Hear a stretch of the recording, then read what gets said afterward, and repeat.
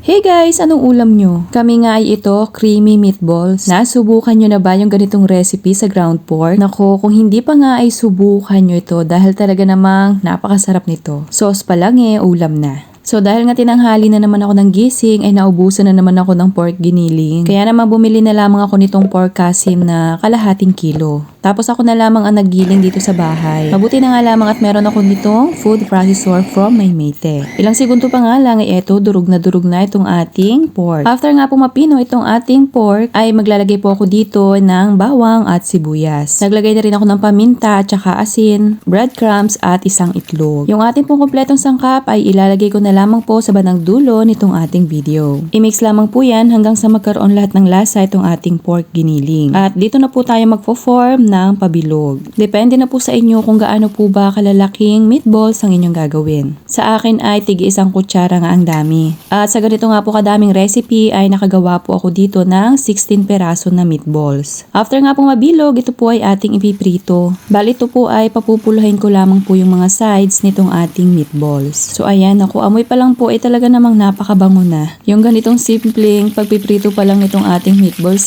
nako, pwede nyo na po talagang ulamin. Pero syempre, mas masarap kung lalagyan nyo yan ng sauce. Yun ngang creamy. So ayan, kapag ganito na po, ay atin na po yung hahanguin at iprito pa yung mga natitira. After maprito po lahat ay sa kapareho pong kawali ay naglagay ako dyan ng konting mantika at butter. At naglagay na rin po ako dito ng sibuyas. Pagkatapos pong magisa yung ating sibuyas ay inilagay ko na dito itong ating pinritong meatballs. Siya nga po pala, pwede po kayo maglagay dito ng mushrooms. Ako nga po ay hindi na naglagay dahil parang ilang araw na akong sunod-sunod na ulam na merong kasamang mushrooms. Kaya pinurong meatballs ko na lang ito. So ayan, naglagay na nga po ako dito ng all-purpose cream, paminta at saka asin. Halu-haluin po at hintayin po itong makakulo.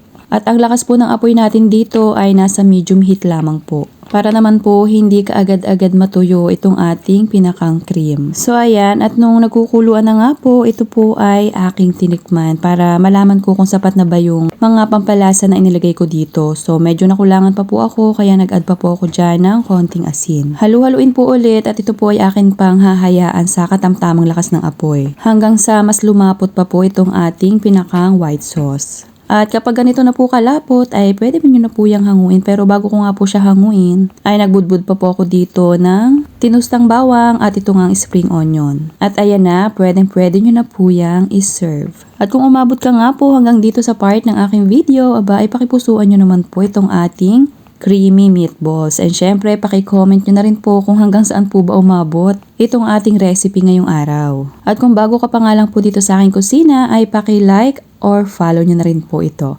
Salamat po! So, sana nagustuhan nyo po itong aking recipe ngayong araw na creamy meatballs. Thank you for watching! Serve and enjoy! Nako, subukan nyo na rin po ito. Dahil for sure po ako na magugustuhan nyo rin ito.